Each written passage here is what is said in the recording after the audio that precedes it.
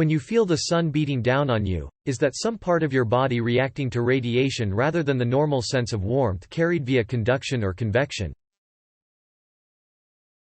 There are many ways to interpret your question, and it's an interesting one, so I'll try to explore a few aspects. Ultimately, it comes down to the power of your mind to synthesize multiple streams of information and create a conscious experience. When you feel the sun, that's radiative heat warming the surface of your skin and turning to conductive heat. It travels a very short distance to warm nerve endings in your skin. Although the sunlight instantly begins adding heat energy into your skin, you're not likely to feel it for a moment, between a fraction of a second and a few seconds depending on how intense the sun is, because it takes a moment for your skin's temperature to rise. The water in your body allows the heat to move fairly quickly.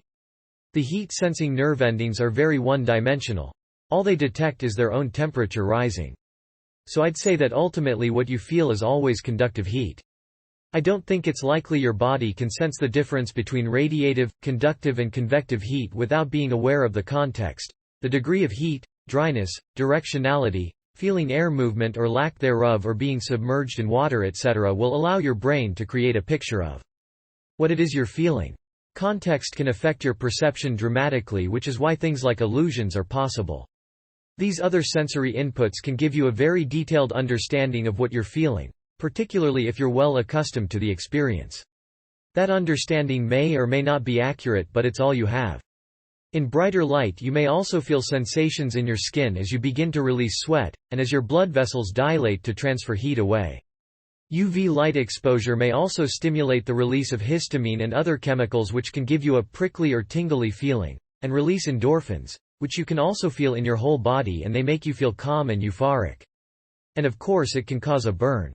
As for the UV itself, you're unlikely to feel anything from the UV in sunlight.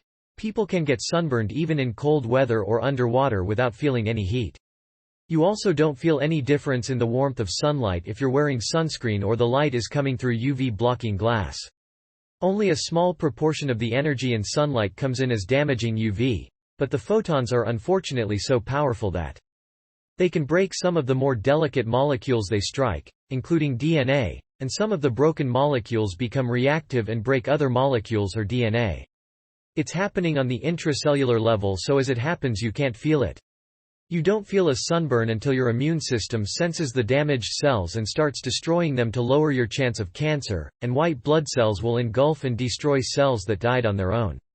Your blood vessels swell to help the white blood cells get into the area, making your skin red. It's an inflammatory process, and for reasons that are not entirely understood, inflammation increases your pain sensitivity and can make you feel pain with even a light touch.